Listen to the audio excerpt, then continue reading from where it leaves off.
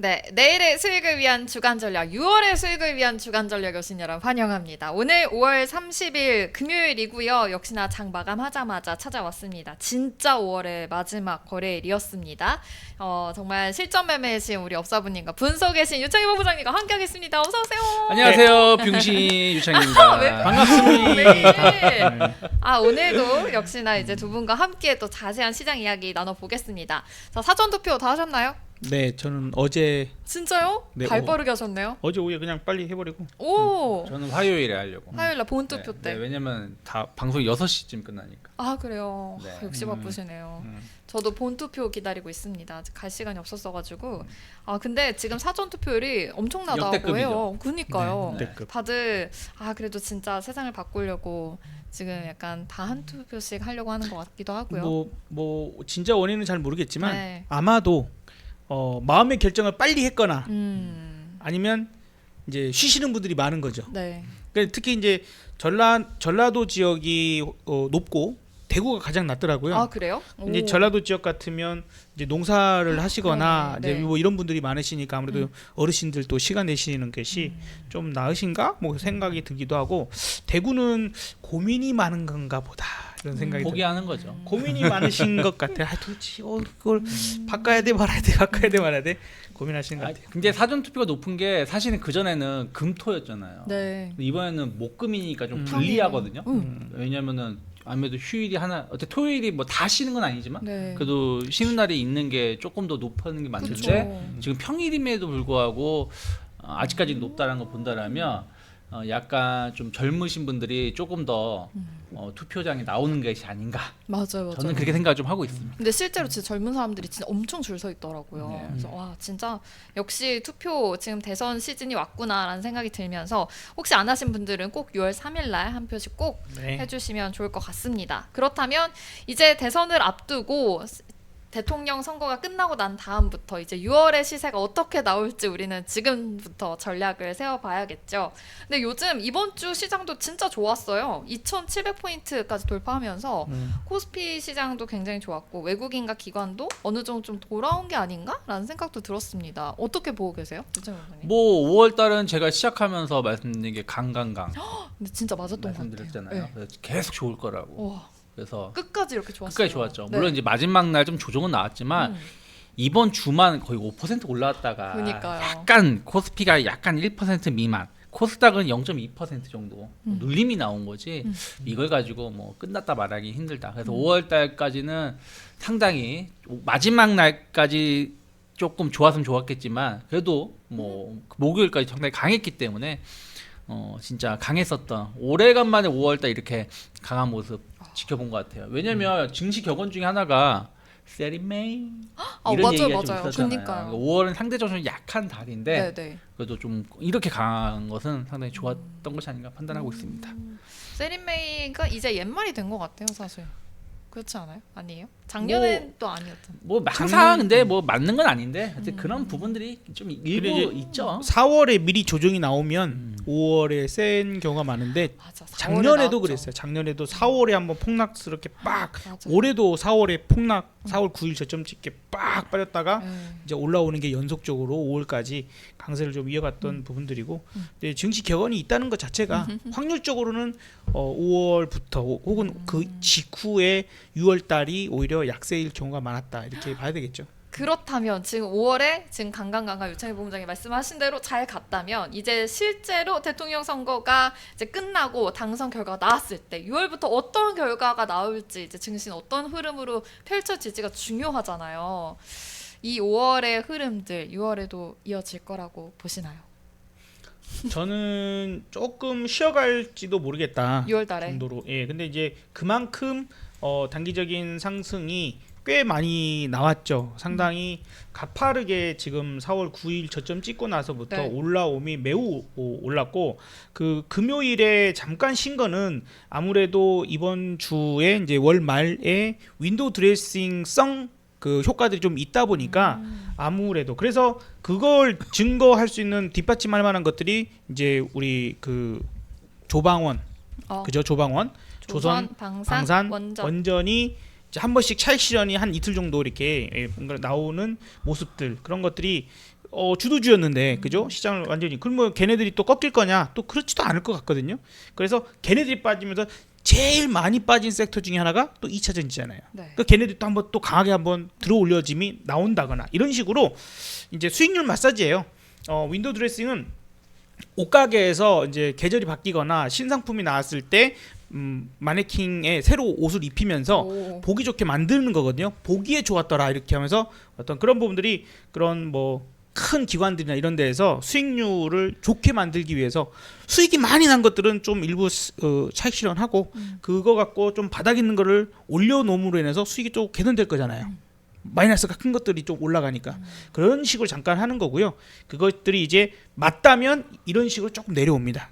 그러면 이제 우리가 6월 아주 극초 그죠? 6월 2일이나 뭐 이런 극초에 약간 더 내려온다라면 아마 그걸 반영하는 정도로 내려오는 것일 거고 시장 자체가 근본적으로 하방으로 잡힐 거냐 그건 아닐 것 같아요. 그거는 아닐 것 같고 그다음에 이제 왜냐하면 어차피 그동안 시장을 괴롭혔었다. 4월에 폭락을 만들었다 하는 것들은 주로 이제 관세 문제들이었잖아요. 네. 그리고 또 그 관세 때문에 경기 침체로 가는 거 아니야? 뭐 환율이랄지 아니면 국채 금리랄지 이런 것들의 움직임들이 우려감이 있었기 때문에 그렇죠. 빠졌던 거라면 일단은 관세 자체가 또 미국 그 법원에서 야 대통령이 그거 하는 거 아니야? 한마디 하긴 했죠. 대통령이 저기 상호 관세 매기고 네 맘대로 막 그렇게 하는 거 아니야? 야 의회에서 결정하고 해야지 왜 대통령 막 그러냐? 이거 이러면 안 돼. 앞으로 하지 마. 이렇게 되는 것이 이제 어떤 결정이 나올지 봐야 되겠지만 그렇게 된다라고 하면 이제 관세에 대한 부분들은 그러니까 이미 사실은 중국에 대해서 뭐 200 몇 프로 매긴다 했다가 30%로 낮아지는 순간 그런 얘기 나온 순간 저는 끝났다고 봤는데 어쨌든 미국 법원에서조차 그리고 미국의 여론이 너무 안 좋아요. 트럼프에 대한 또 문득 생각해 보면 야, 이 트럼프도 완주 가능한가? 막 이런 생각이 들 정도로 왜냐하면 이제 젤렌스키한테 대했던 태도 네. 그래도 어쨌든 간에 한 나라의 대통령이잖아요. 물론 거기까지는 이해를 했어요. 근데 남아공 대통령인가요? 그 왔을 때 그렇게 또 찍어 누르는 그런 모습들이 이건 저러면 안 되지. 아무렴 그래도 저건 아니지라는 생각을 전 세계인들이 아마 하게끔 만들지 않았을까. 미국에 대한 이미지 혹은 트럼프에 대한 이미지라고 봐야 되겠지만 왠지 미국을 바라보는 어떤 반미 감정들을 캐나다에서도 난리가 났었고 시민들이 막 캐나다 시민들이 막 열받아가지고 미국 제품 안 사, 뭐 미국 놀러 안 가, 막 이 해버렸잖아요. 그래서 그걸 더 계속 이어가기는 어려울 거다라고 좀 보여지고 그래서 그런 문제 때문에 이제 근본적인 어떤 것들은 해결이 됐어. 그러면 이제 실적 부분들이죠. 뭐 이번에 엔비디아 실적도 좋았고 네. 그러다 보니까 실적적인 부분들 개선되는 것들이 좋게 나온다라면 갈 것이고 그다음에 우리나라만 따졌을 때는 어쨌든 대선이 끝났다. 그러니까. 뭐 이제 정치 리스크가 해결. 뭐 이재명 후보가 되든 네. 김문수 후보가 되든 이제 정책적인 부분들의 드라이버가 걸리면 네. 거기에 관련된 섹터 중심으로 가겠죠. 정부 정책에 맞서지 말라라는 그런 말처럼 그 중에서도 이때까지 어떤 것들을 일을 추진할 때 끈기 있게 꾸준하게 잘 추진했던 사람이 뭐 되면 될수록 앞으로 좀 대한민국의 미래를 밝게 만들어내는 그 상황들이 좀 진행되지 않을까. 그리고 이미 이제 지지율이나 좀 사전 투표나 뭐 여러 가지 흐름으로 봤을 때는 대략적으로 이제 예상되는 사람이 있으실 거예요. 대략적으로 예상되는 사람이 있으실 거고 저는 어쨌든 뭐 제 실전 매매에 있어서 조금 수익이 되게 크게 나왔었던 부분들이 이전에 비해서 크게 나왔던 것들이 이제 이재명 정책주 중심으로만 매매를 했어요. 그 이후로도 다른 후보 거는 거의 안 했습니다. 거의 안 했고 최근에도 마찬가지고 금요일 날 태양광 관련해서 제가 요번 주 내내 얘기했거든요. 저 HD 현대 에너지 솔루션 들고 있어요. 들고 있습니다. 계속 얘기했거든요. 어제도 그제도. 네. 이게 18% 네. 쏟았어요. 또 급등하잖아요. 네. 이게 옛날 같으면 재생에너지 이렇게 못 가요.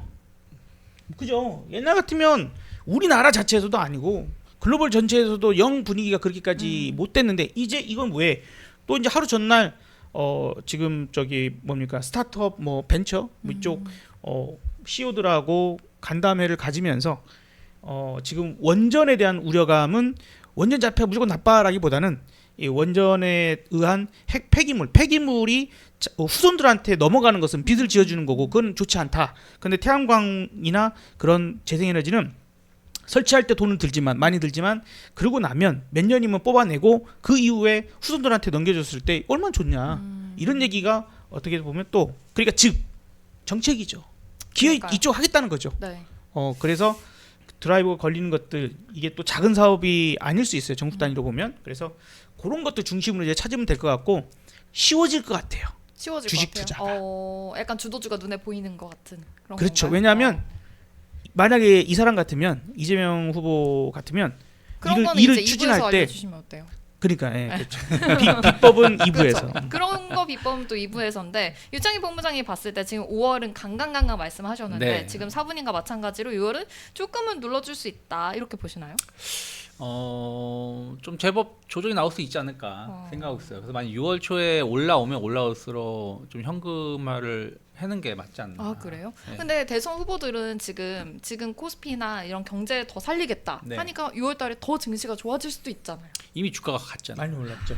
네. 아니 어저께 이거 같은 더 경우 좋아하겠지. 목요일 같은 경우 지주사 보세요. 네. HD 현대 제가 계속 노래를 부르긴 했지만 이틀 연속 이 회사가 10% 이상 오르면서 네. 급등했어요. 네, 근데 맞아요. 제가 지주사 봐야 된다고 말씀드렸잖아요. 그러니까요. 근데 HD 현대, SK 최근에 보면 이번 주에 완전 쏴 올렸어요. 맞아요. 지주사들 다 대부분 네. 네. 그러면 그렇게 못 가던 지주사도 그렇게 끌어 당겨놨으면 어... 이미 선거가 반영된 거라는 거죠. 그래요. 네, 그렇기 때문에 여기서 더 오른다? 전 더 갈 거라고 봐요. 연말에는 더 높은 자리에 있을 거라 보지만 그렇다고 해서 매일같이 10% 20%씩 오른다? 이럴 수는 없거든요. 그래서 단기적으로는 증권주도 많이 올랐고 은행주도 많이 올라. 네. 맞아요. 그래서 그런 것들 감안하면 조금 조정이 나와야 될 자리가 됐다 생각하고 있고 또 하나는 시장 자체가 거의 이제 사실은 4월 달에 큰 조정이 나와서 그런 거지 저점 대비해서 거의 20%가 올랐어요. 네. 주가 코스피 기준으로. 그렇죠. 그러면 조정이 한 20% 그러니까 올라온 거야 한 30% 정도는 되돌림이 나올 수 있어요. 그러면 네. 그래봤자 한 4%에서 5%예요. 4% 5%? 그리고 뭐 코스닥 같은 경우는 최근에 거의 이제 행보였죠. 네. 왜 대형주 장세였으니까. 근데 오히려 6월 달은 코스닥이 좀 더 좋을 수 있어요. 그러면 이따가도 말씀드릴 거지만 뭐 업사모님 방금 말씀하신 것처럼 뻥긋뻥긋 할 때마다 움직일 수가 있겠죠. 그러니까 의외로 중소형주는 해볼 만한데 네. 대형주는 조금 조심스럽다. 어. 거기다 미국 같은 경우도 마찬가지예요. 미국도 많이 올라왔어요. 그러면 여기서 6월달 약간 그러니까 저는 조정이 뭐 계속 빠진다는 게 아니라 빠졌다 올라왔다 빠졌다 올라왔다 맞아. 하면서 그냥 약간 작은 음봉 월봉으로 따지면 그럴 가능성이 좀 높지 않을까 생각하고 있고 거기다가 6월 말로 갈수록 올라갈 수 있는 힘이 더 부족해질 수밖에 없는 게 네. 관세 유예가 끝나가잖아요. 맞아요. 7월이 가까워지니까. 네, 7월에 가까워지면 4월만큼의 조정은 아니지만 이게 지렁이도 밟으면 꿈틀거린다고 트럼프가 말씀하신 것처럼 이빨 빠진 호랑이 이미 확인됐는데 네. 돈 앞에 장사 없다는 게 확인됐지만 언제든 눈 돌아가면 어저께 같은 경우도 법원에서 하니까 바로 가처분 신청하면서 야 이씨 그거밖에 없는 줄 알아? 다른 거 많아 지금 우리 할 수 있는 거 이렇게 말을 하잖아요. 그렇기 때문에 이게 오히려 이제 6월 말에는 이제 그런 부분들이 워낙에 지금 그런 거에 대한 어떤 두려움 없이 올라왔으니까 한 번 정도는 흔들림이 나올 수 있는 가능성도 대비를 할 필요는 있지 않나. 그럼 지금 많은 분들이 그래도 지금 수익권이실 것 같거든요. 네. 그럼 이럴 때일수록 조금은 현금화하는 게 맞다. 그렇죠. 현금화하고 오히려 이제 좀 조정다운 조정이 나왔을 때는 네. 또 적극적으로. 그러니까 6월 달에 만약에 이런 식으로 쉬었다 간다. 그럼 7, 8월 해가지고 저는 여름에 작년 고점 네. 2,900 갈 수 있다고 보고 있거든요. 네. 그렇기 때문에 오히려 쉴 때 잘 쉬어줘야지 가는 거지 여기서 어설프게 올라와 버리면 그 다음 조정이 되게 심하게 나올 수도 있어요. 좋습니다. 쉴 때 그래도 좀 쉬면서 가야 그래도 더 달릴 수 있는 힘이 생기는 거니까 이 점 파악해 보시면서 지금 수익권인 분들은 어느 정도 좀 차익 실현을 보는 것도 나쁘지 않을 것 같다라는 전략 세워주셨습니다. 그렇다면 진짜 6월 달에 어떤 종목들을 조금 더 위주로 보면 좋을지 그래도 지금 스탠스가 좀 어느 정도 나왔잖아요. 나왔죠. 좀 그거에 대한 분석은 2부에서 하면 괜찮을까요? 네. 네. 근데 일단은 네. 뭐 조금만 첨부한다면 네.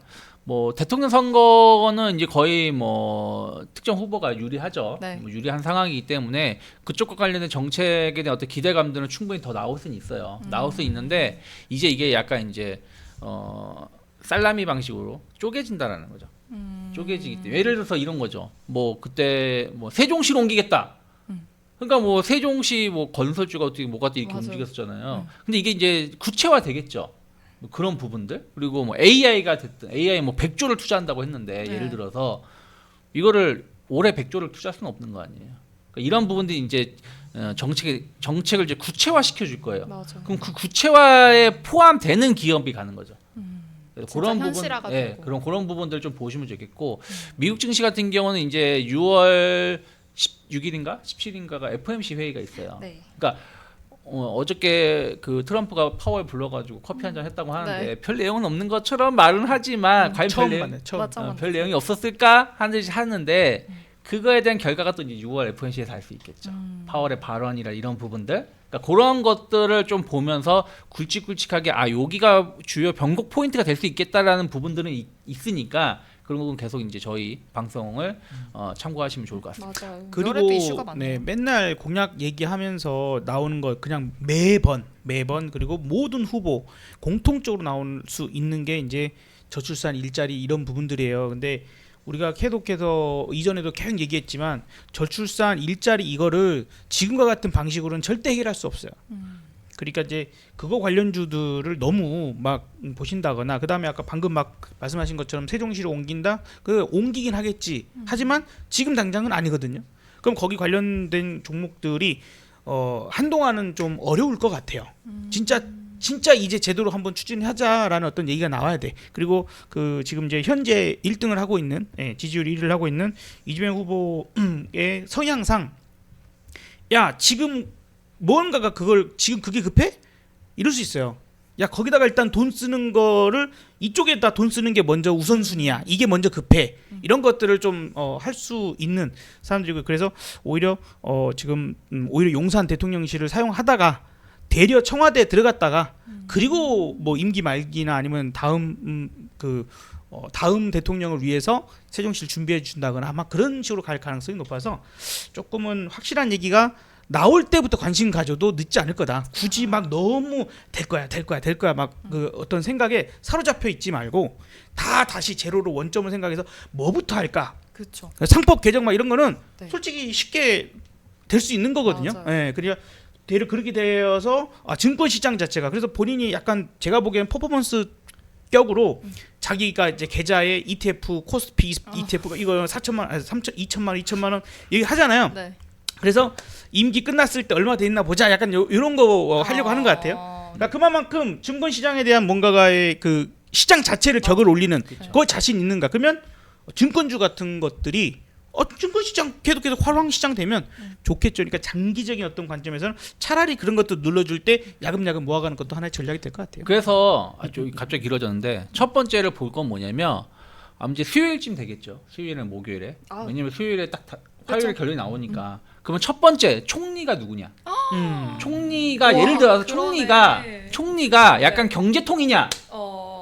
아니면 뭐 다른 통이냐에 네. 따라서 여기가 초반에 이쪽에 밀겠구나 라는 게 그러네요. 보여줄 수 있겠죠. 네. 예, 그리고 이제 뭐 이제 장관들 이제 뭐 이거 물망에 오를 거 아니에요. 근데 네. 장관이라는 게 예전처럼 이게 그쪽 통이 있고 그냥 뭐 어쩔 수 없이 열심히 했으니까 오른팔 자리 하나 왼팔 줄게. 뭐 이런 것도 있잖아요, 사실은. 그러니까 있죠. 그런 부분들을 보면서 이 사람이 어디에 힘을 초반에 실겠구나 라는 걸 보면은 또 투자할 수 있는 뭔가 또 있지 않을까. 그러네요. 바로 눈에 보이겠네요. 네. 진짜 새벽에 어떻게 결과가 나오는지 보고 지금 바로 수요일 날 어떤 이슈가 먼저 터지는지에 좀 포착을 해보시면서 투자 전략 세워보겠습니다. 일단 2부에서는 조금 더 그래도 스탠스가 어느 정도 보이니까 지금 상법 이야기도 해주셨고 자세한 종목 이야기는 2부에서 만나보도록 하겠습니다. 2부로 놀러오세요.